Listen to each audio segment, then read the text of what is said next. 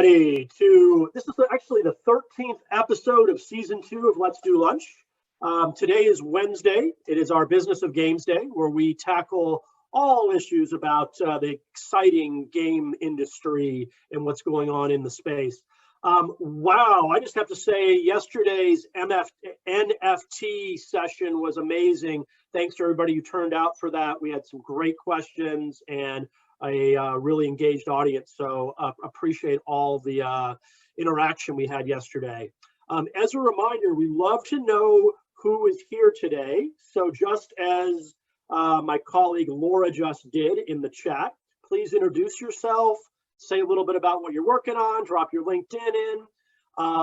And when you do that, make sure to first select all panelists and attendees on the drop down. So it just doesn't go to myself, Mike, and Rob and Laura, it'll go to everybody. Also, if you have questions for the panel, please put them in the Q&A area just to the left of chat so that it's easy for Mike and Rob to tackle your questions today. All right, as I mentioned, we have a great session today.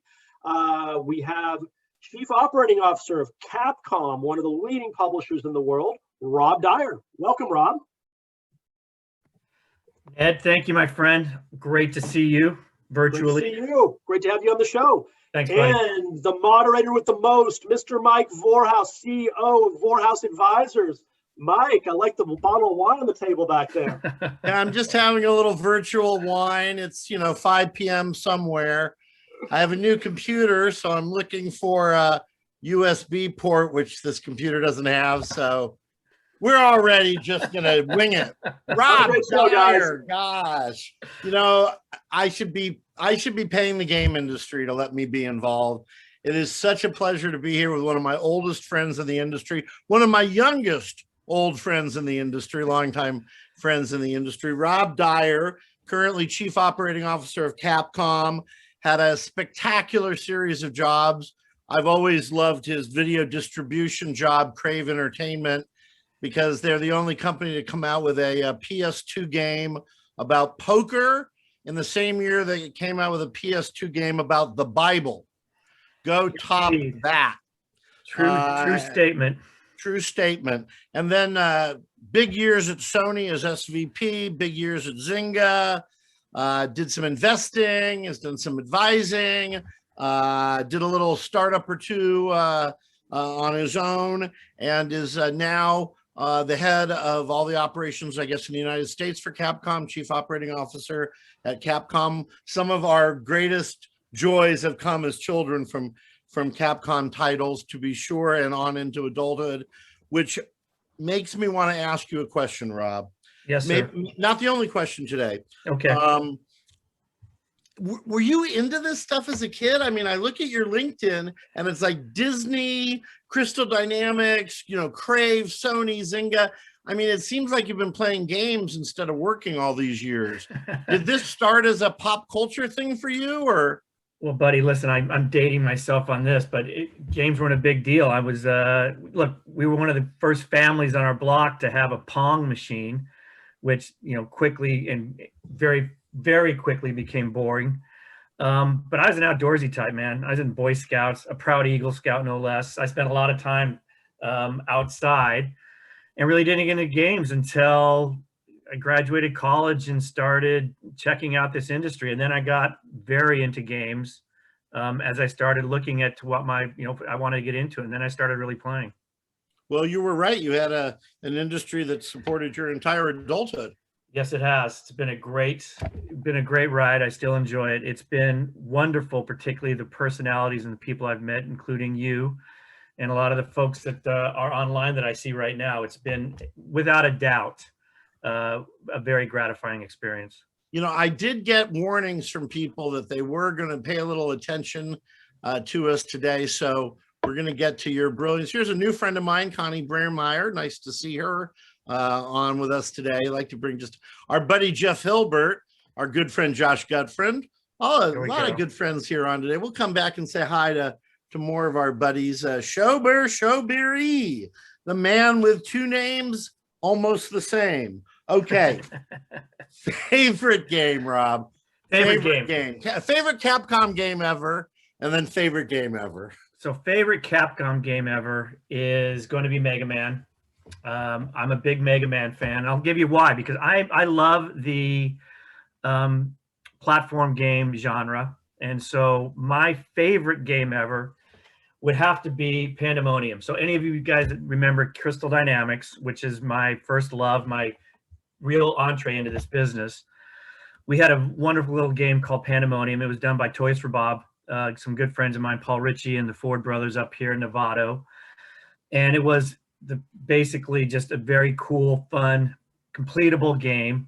Played the heck out of Gex 3D, game designed by Evan Wells, who runs Naughty Dog. So we had some fantastic talent at Crystal Dynamics, but I really liked the platform side. That was something I really got into. And then after we sold the company to IDOS, I got very big into Tomb Raider, played the heck out of that.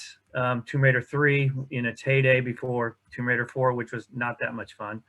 But yeah, I'll tell you straight up, I'm a platform guy. Love it. Love playing them. They don't make enough good ones nowadays, but played Earthworm Jim, Worms. I mean, from Studio Team 17. Those are the types of games I really got into. It's probably the perfect genre for VR today. I agree. And I still think VR in my mind needs that killer app. It's had a few good games, but it doesn't have something where you say, I've got to go play it on that. And the other thing too, I'm funny. I was out with a couple of people last night talking VR. They make VR games. And I said, look, the headsets are still cumbersome. I think Oculus has done a better job, but until we make them less cumbersome, it's still going to be a challenge to get people to want to put on a visor and run around your room. I completely agree with you. Okay, let's run through on Capcom just a little bit. Some great titles. Remind us of the big current franchises and tell us Sure. what you can about release dates, upcoming expansions, etc. Absolutely. So I think people have seen a lot of our big showcases that we've launched in the last few months. We have Monster Hunter Rise launching next week, a week from Friday, as a matter of fact, on the 26th. So that's the next installment. That's on Switch. We're very excited working with Nintendo. It's been a fantastic relationship. This really brings Monster Hunter back to Nintendo. It's been gone for a while. We're very, very excited about where the franchise has gone, primarily because we're again back on Nintendo. And then later on this year in May, our next announcement we have is Resident Evil Village, Resident Evil 8, coming on all platforms except the Switch. So PlayStation 5, PlayStation 4, Microsoft Xbox, all their versions there, PC. That's coming May 7th. So again, we've got a couple big launches in the next couple months. My team is literally flat out right now getting ready for what will be a very, very busy year. So those are our upcoming releases. And like I said, first half of the year is very, very busy right now at Capcom. We're getting a wine delivery apparently downstairs from the studio here. Only you, Michael. Only you. So sorry about that. If I step away, continue as is. No problem. And talk to us a little bit about the Capcom your look at the current generation of consoles. Obviously, two spectacular high definition machines. You just brought in proof of your fanboy status by mentioning Switch, which I think somebody right before you said it, somebody said, that should be on Switch. So talk to us a little bit about the other two consoles. Look, we have a lot of stuff happening on both. We are big fans of both the PlayStation 5 and the Series X. We like what they're doing both on the digital supply side as well. I mean, it makes it so much easier for the consumer to pick and choose how they want to play their games, how they want delivery. We think that to deliver quality games has never been easier, but it absolutely, as you find, and I know you know this, as we keep going to next generation, it just gets more expensive to make games. I mean, you have more and more people because you have more and more things to fill up. These devices have huge amounts of capacity of storage, and people want to use it. And the bigger they get, the more you have to use. And anybody that's seen our demos and played the demos we have for Res Evil Village, what's coming up, it's just blown away by the photorealistic quality that you're getting now in games. You know, if you go back to what was on PlayStation 1 25 years ago, it's just crazy how much this has evolved and where you're at right now. I mean, it's silly, but what it requires now is just some incredibly well-educated folks that can make this stuff happen in real time. You know, it seems to me like the pundits have been pretty wrong for quite a while about the PC or whatever computer you have in your phone or your pocket's going to replace the console. I mean, once again, it's kind of like, well, maybe next gen, but even that I don't believe. I suspect a dedicated console is already under development at all three companies. How the pundits get this wrong? I know you've always said they were wrong. I think that people forget about what is capable, you know, with these chips, and how wedded people get to being able to have their friends in a very easy, accessible way. And you know, Microsoft really figured that out back in their second generation. PlayStation played catch up there, but having your friends and with that ability to play across at the time in that walled garden on PlayStation was a big deal, and it just continued to grow and expand. And being able to have that library of games that you can only get on a particular platform virtually assures that you're going to be having an audience that's going to continue for that foreseeable future. I don't see that changing. I really don't. Everybody keeps saying that the demise of the console, and I just don't see that happening. Yeah, I mean, maybe when there's the demise of all devices and they're simply thoughts in our head, appropriately energized. But no, I mean, every year that I've done studies, the number of households with both a Sony and an Xbox go up and up and up. Yep. And I imagine we're going to see that this time too. You know, if I bought both of those machines at the top of the specs, I'd still be spending less than I would on a high-end Alienware PC. Yeah, I mean, look, it's very clear that the consoles have figured out how to keep us engaged, what they need to do that at a price that's very, very reachable for a mass market. And again, I don't see that changing. I really don't. What do you think? It's a small ongoing increase of households that have these devices for a variety of functions. It's hard to imagine that we're going to, you know, go from a third of households to 2/3 having a high def console quickly. It seems more like a steady progression to me. Yeah, look, I think everybody knows we're very supply chip constrained right now when it comes to what's happening on PlayStation and Xbox, and I don't see that. Everybody's, you know, we're reading the same things and we're hearing the same things. Nothing's really going to shake loose until probably the second half of this year. So it's going to be a tough slog getting machines right now, and we're seeing that. It's a challenge. Even projecting or forecasting how many units we're going to be able to sell of a particular next gen title, because we just really don't know what's going to happen with regards to delivery, and as soon as delivery happens, they're selling through. So that's not the issue. It's just delivery and being able to get the machines into the stores right now. And hence they're selling a lot of PlayStation 4s and a lot of Xbox Ones. You know, I feel like there's some joke to be made about a price drop at E3. It'll be like, is it a price drop if nobody's at E3 to hear it's a price drop? Right, exactly. So I guess that's the obvious question. I'd probably get emails if I didn't ask it. How has this whole COVID thing worked out for the gaming industry, for Capcom? And I'd love your opinion about how it's going to evolve as we get back to normal. I had my first shot yesterday. Congrats, Michael. I think that's the new big question. I get mine next week, so I'm fairly thrilled about that as well. I'm fat, so I got one earlier. Yeah, I got an underlying condition, so I'm able to. Whoever knew you'd want a high BMI? There you go. Well played, Michael.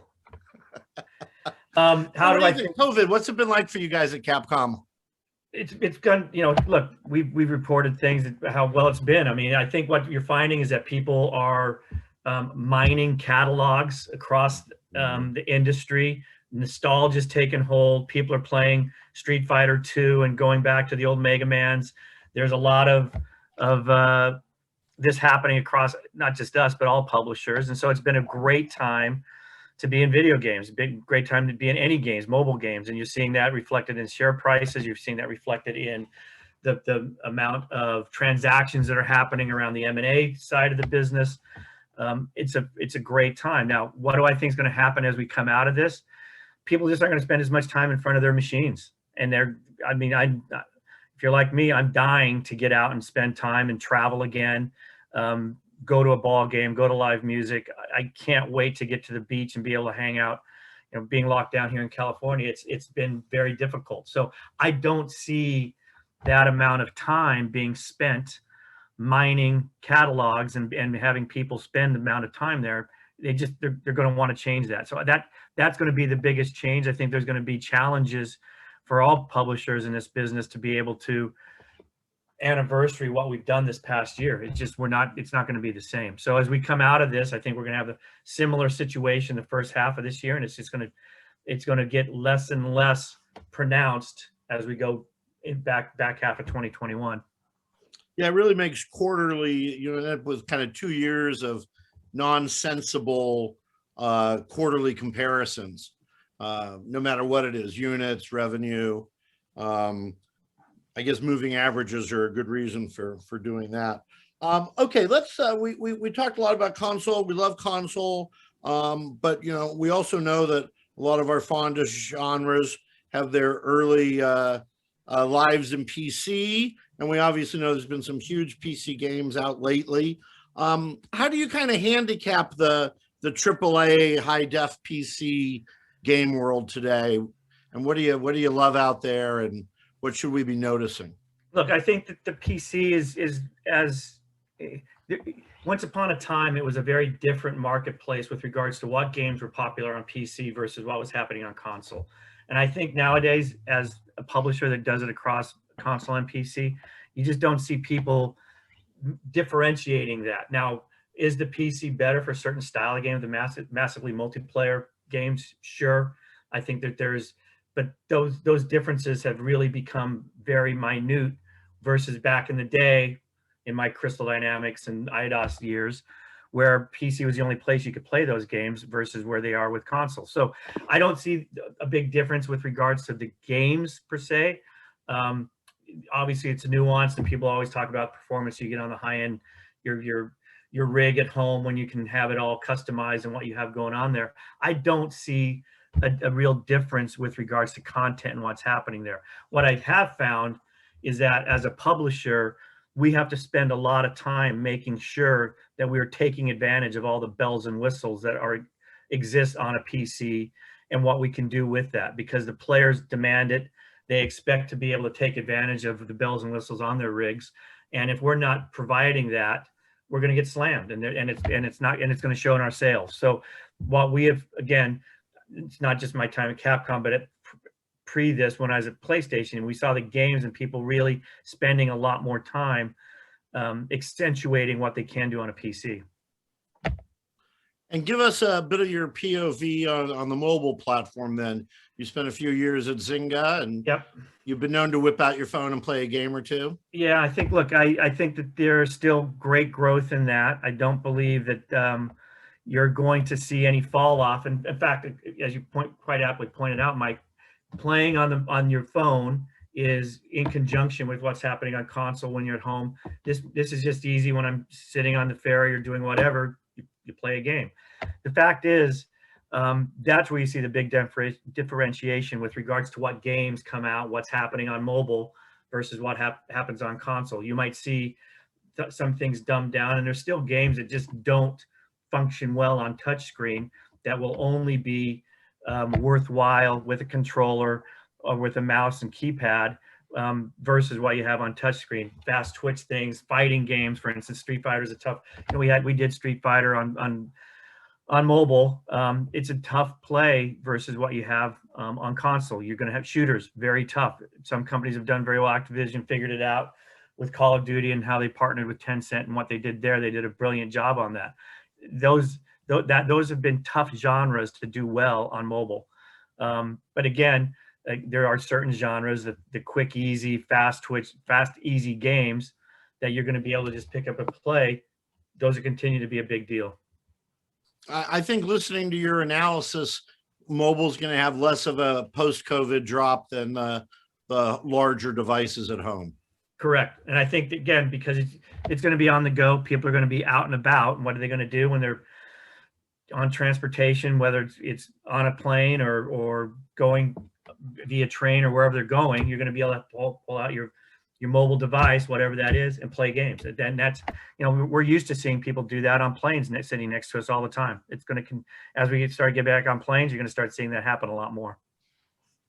Talk to me a little bit about, I guess, what would be considered the two biggest trends that we're living right now in console and really across all platforms, which are related but different trends. The cross-platform trend, we might as well take that first, and then I'm going to come back to the multiplayer trend. Sure. Well, look, I mean, they're hand in glove with each other. So point being is being able to play cross-platform is being demanded. God bless Tim Sweeney and some of the other bigger publishers for calling out some of the platforms and making sure that this is available for folks.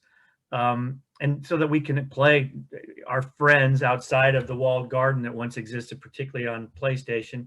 And that's something that I think the first parties now realize and are making it much more accessible so that you can play your friends on a particular game without having everybody hooked up to a PS5 or a PS4.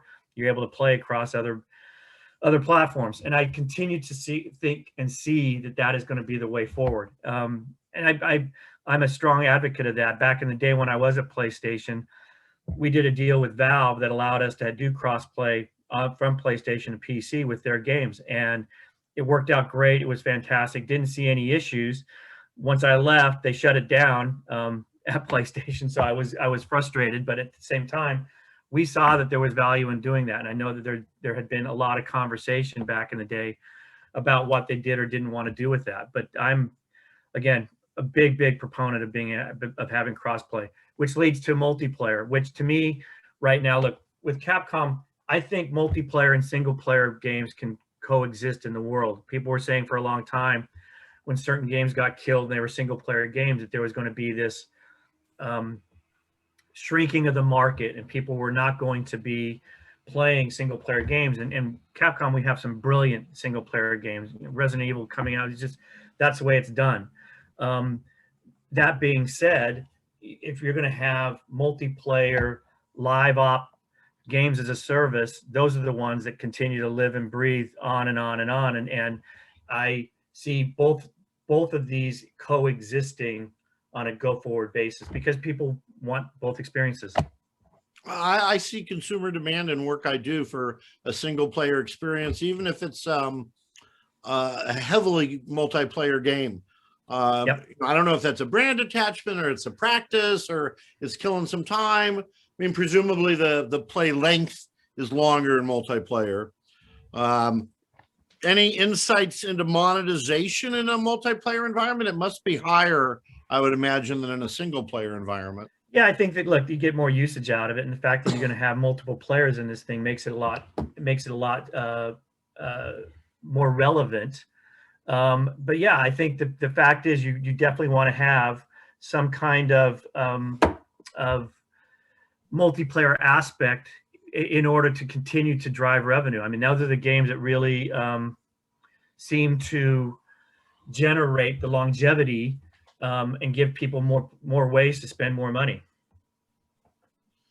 So with these longer lasting games, with games as a service, live ops games, have you seen, and I have not tracked this, have you seen a decline in unit sales? Or is there proof that people are playing some games longer and therefore actually buying less console PC AAA games? So no, they're not.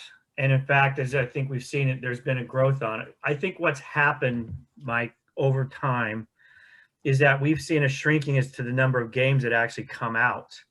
So on the AAA side, they have the AAA budgets and the AAA marketing spends behind it. So back in the day, I can recall, and look, there's just fewer publishers as well, but there was always this huge rush in the fourth calendar quarter of the number of titles that would come out. You don't see that happening as much because the currency today is time. It's not money. And when I say that, it means, okay, how am I going to get you to spend time on my game? It's not, so when I first started in this business, it was always the currency was money. Is okay, people are only going to spend X amount of dollars with regards to games that they'll budget for in a particular period or particular year. That's not the case now. The issue now in the currency is money. I'm sorry, time. How many hours am I going to spend on a particular game? How much time do I have to put on games versus TV, watching a movie, going outside, whatever? That's what we're up against right now. So I've not seen a drop off in units, but what I have seen is drop off in the number of titles. And I think what you're seeing is that those titles, in a lot of ways, from console have morphed over to mobile, where you see a lot more games there because it's an easier platform to develop for, faster to develop for. It's easier to get it up and running on there. So that to me gives us an understanding of where the ecosystem has gone.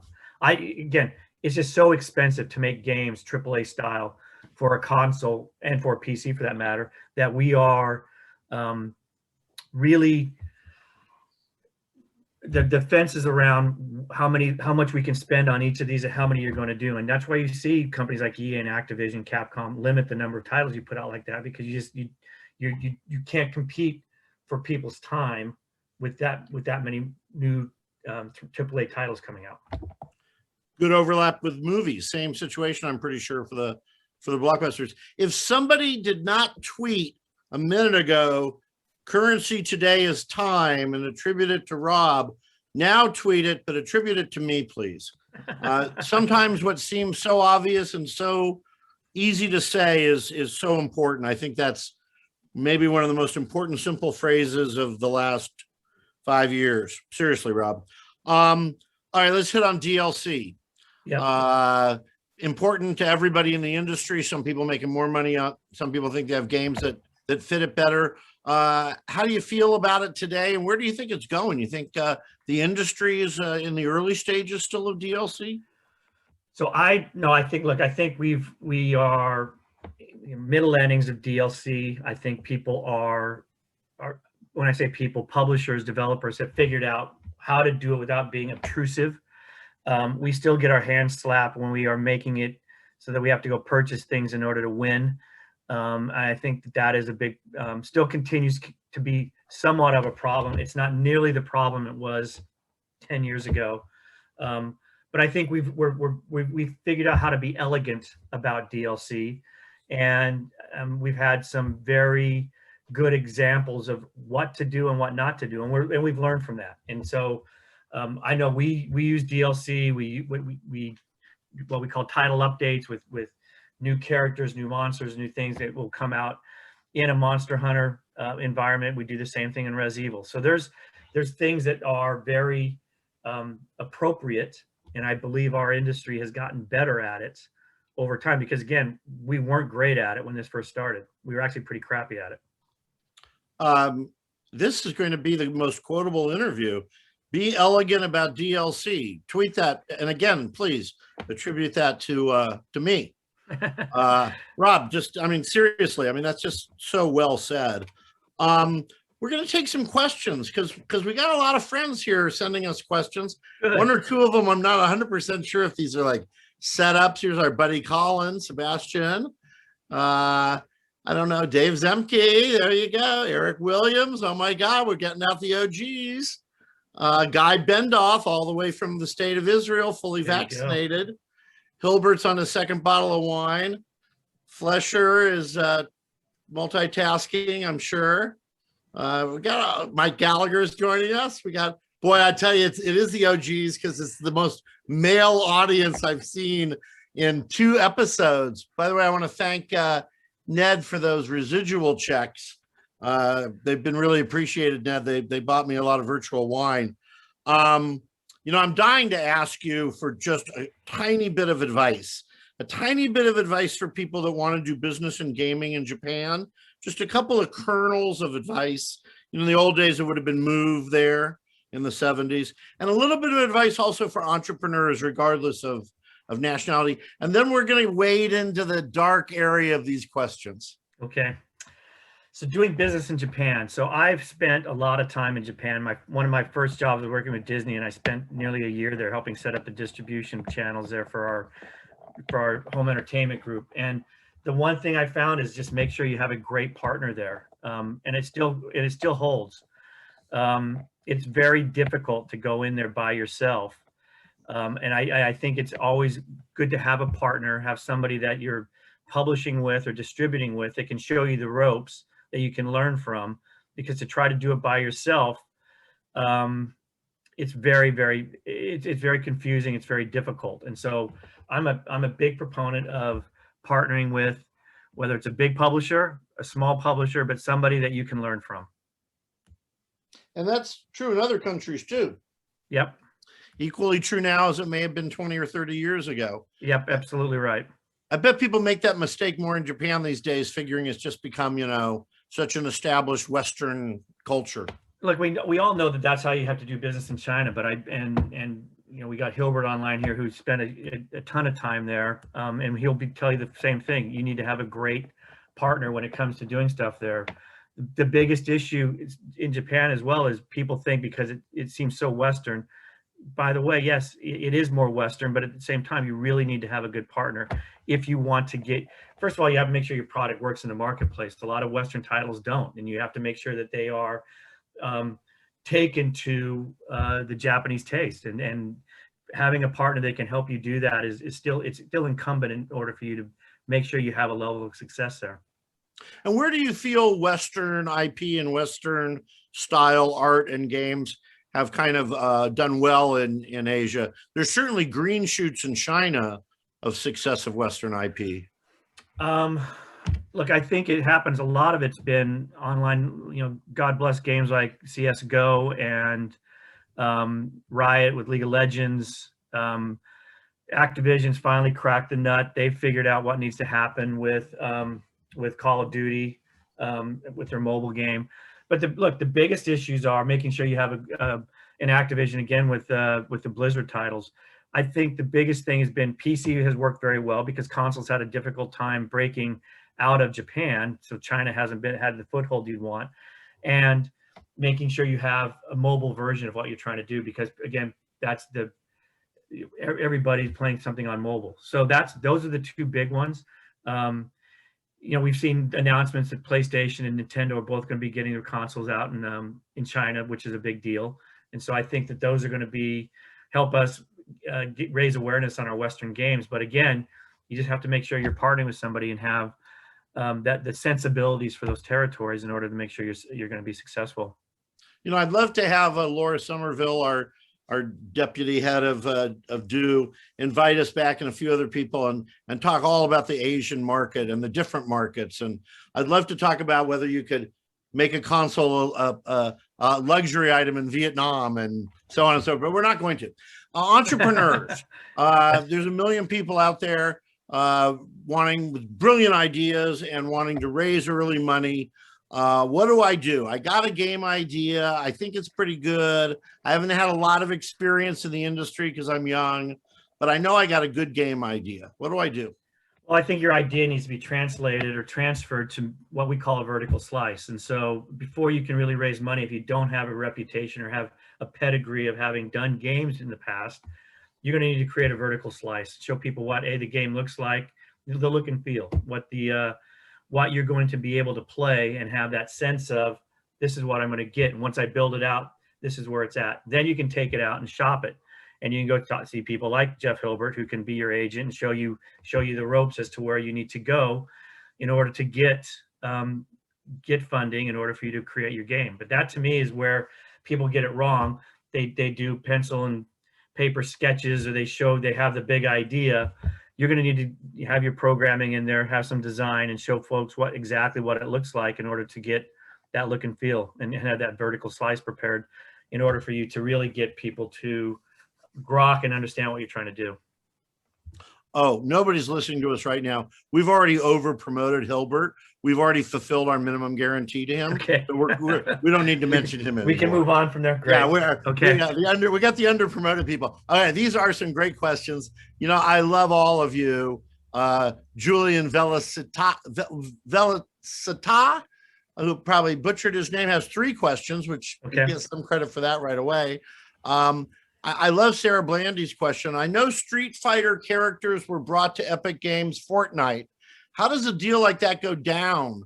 Do you approach them, or have they approached you? That one was, they came to us. They actually went straight to the to CJ, to Capcom Japan, and we took it over from here. And I got to tell you, it was wildly successful. We are phenomenally grateful for our friends at Epic to reach out. It's been wonderful, and we love working with them. We're looking for other opportunities, but it was a but so the answer to your question is either way. And you know what? I always say the worst anybody can say is no. Ask the question and see what they come back to you with. And Mike, you and I both know that. We've both taken no a lot, and you shouldn't be afraid of that. Yeah, ask the question. No, it's just another way to say yes eventually. I say these things every day staring in the mirror. Okay, so it's so funny because I think this is a straight question from Jonathan Flesher, our dear friend, but I just feel somehow there's like an angle to this question. Rob and Mike, somebody actually cares about my opinion. What's the impact of all the M&A activity going on with EA, Zynga, Microsoft, etc., also on the market and the platforms? So there's a lot of pounded into that question. You want to start? Too many people running after too many game companies. Not fully. You're a little bit more that way than me. I think there's also new game companies coming on stream that are exciting. That whole 20 million to 50 million getting there is big time in revenue. And then if the guy's gotten there and he's doing it right, he should be able to go 50 to 100. And, now you're Play Studios and you're going public next year, later this year. So I don't feel it's as overbought as everybody else does. Our price is high. I mean, I guess they are. Look, I think people are going to use their currency, their share price, and the fact they've got a ton of cash in the bank right now and continue to spend it. And I think that's what you saw with EA and what they've done. I think that's what you saw with Microsoft and what they did with Bethesda. And actually, Phil's done even more deals than that in getting his studios lined up there, and really interesting and a great job and some fantastic purchases. And to Flesh's point, I don't think this is going to stop. I don't think that there's in fact, I think it's going to continue to go with whether it's through SPACs or whether it's through roll-ups that you're going to see other companies do, whether it's Embracer doing where they're at. You've seen more and more M&A from more and more of the big banks like Goldman are involved. You got Higley over at Lazard, they're involved. You've got all kinds of folks that are now full-time doing everything because there is a ton of activity right now. And Zynga seems like it's every time they have a quarterly announcement, they've got a new deal they're announcing. God bless them. I think that there's great opportunity, and you take advantage of it while it's there. And with the share prices where they're at, there's no reason not to continue doing it. By the way, to show how dynamic the market is, who would have thought Zynga would buy something console related a year ago? Right. I was, you gotta love Frank. I thought that was freaking brilliant. Just very interesting. I think there are a group of very mature operators who go, I'm very good at this. I should be doing this also. Yep. So I want everybody to write Phil Spencer and send Matt Booty to come on the air. We want to talk to the head of first party at Xbox. Rob, they really have. I mean, not just Bethesda. They've really gone to town. Yeah, look, and I'll date myself here with Matt Booty. I was working with Matt when he was still at Midway, and I was at PlayStation, and before he went and joined Xbox and the team there. Great guy to work with, a smart guy, and God bless him for what they've done. He and Phil, they've done some very creative deals. They got some great IP now, and it's not just the Bethesda, but what they're doing in order to make sure that they have content to compete with PlayStation. Because quite frankly, Sony's right now the gold standard with regards to the number of studios, how much content they've got, and how they're bringing it out. Phil realized that and has loaded up, and they're going to be able to compete well into the future. And that's why I go back to saying this console thing doesn't stop. It's not at PS5 and Series X. It's going to keep going. And the reason being is you got content. let's take another great question here from Julian Velicita, who I probably again butchered his name. Do you expect an increase in crossovers across different companies and games, such as the Street Fighter and Fortnite? I do. I think that there's, look, we've done this before. We've done some really cool stuff with Ubi and Rainbow Six. We've done some very cool stuff with Enway and their games. And so there's all kinds of mashups that are going to continue happening. We're, as Capcom, we're big fans of it. We've done it in the past. I don't see us stopping that. And I think that you're going to continue to see the mashups that you've seen with movie, Star Wars inside of Fortnite. Fortnite's become the mashup heaven and a great place to promote your next movie or your next hit song or whatever's happening there. I think that that's going to continue to be a phenomenal platform to introduce things. I think you're going to see that platform actually also take place inside of Roblox, and what's going to happen there with games and mashups inside of popular Roblox creator areas. So I'm a big believer that is not something that's going to stop. In fact, it's going to continue to grow. And I love it. I think it's a great way to introduce new audiences to your game or what you've got going on with your characters. Yeah, I think the concerts are going to be so much easier to do than the movie. And I've heard some of these game companies talk about wanting to like somehow change what they're doing in the movie, and it's like, I don't think that's going to happen, guys. You're not going to find too many people in Hollywood changing their movie. No, you might have to blip a few words in the songs. Indeed. What about Sony? Where the heck are they in this M&A world? Do they have an M&A office? Sure do. I've got some good friends over there still working in that. So I listen. They're I know they're active. They're looking around. I would not, and Jim Ryan, friend of mine, a great guy, has said, they're not sleeping. They're just going to make sure that whatever they do makes sense for them. So I'm very cognizant that they are going to be a big player. It's just a matter of when and where.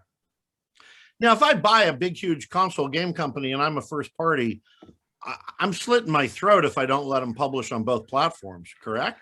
Well, I think Phil Spencer again has handled it really well, and I think it's almost a blueprint for the way people should look at how to deal with companies that have contractual obligations, that have an audience on another platform, but at the same time, you want to be able to make sure you differentiate your platform.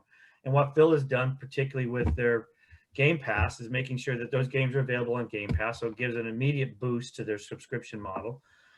He said that we're going to honor our contracts, but yes, in the future, you're going to see particular games that are going to be exclusive on Xbox. And I think that really answers all the questions. And I can see that would be, again, the model for how platforms are going to be able to handle big purchases of AAA publishers or any publisher for that matter. Boy, the P&Ls are going to look really different. I had a question for you about disruption in console, but I feel like we've covered a lot of major changes coming down the road. Okay, this is, I think, an important question. I have no idea if there's any importance to the fact that the person chose not to use their name, and I have no opinion about that. But I would like you to help me understand this, Rob. When somebody says here, what's Capcom doing about accessibility in gaming? Are we speaking here about like alternatives like voice access and maybe people with challenges to other types of access? So what does that mean? And then they'd like to know if you're doing anything in that area. I'd love to hear their definition of accessibility, because I look at accessibility in a couple ways. For instance, are you a creator? Do you want to be able to make mods and do things off the back of what the initial IP is? Or are there things that you're talking about more if you have a disability and you want to be able to have access to being able to play and have voice command and things like that? I don't have an insight into that. The second part, I do know that we have looked at what we can do on the mod side, and our friend Uri Marchand, who just on Overwolf raised money and what they're doing on their mod stuff. Roblox again. Yeah, I mean, look at League of Legends. It's created from a mod. These are, for me, where we are really going to start seeing continued growth and differentiation, particularly of games, because of that accessibility and being able to do that. So whether or not I've answered how they've asked it, that's how I view accessibility. Well, certainly your view of it was considerably larger than my limited interpretation. So so there you go. We've discovered. I'm hesitating here, hoping that anonymous attendee will tell us, but I feel like you probably nailed it there at the end. Well, listen, I know you got to get back to your PlayStation 5, so I don't want to get between you and the rest of your afternoon of gaming. There you go. There you go. We'll talk about the backslide next time. Yep. And thanks, everybody. Thanks, Ned. Thank you, Mike. And thank you, Rob. Ned, my pleasure, buddy. Great seeing you. Great fun conversation. Next time we will do it in Mike's wine cellar out on his balcony and actually have a glass of wine. Can't wait to do that, boys. Big time. Miss you both. All right. Hey, let me just make a quick announcement, everybody. Tomorrow, Rights Tech Roundtable at noon Pacific. The conversation will be on book publishing rights and literary rights, an interesting topic. So join us tomorrow at noon Pacific. Thanks, everybody. Great day. Take care.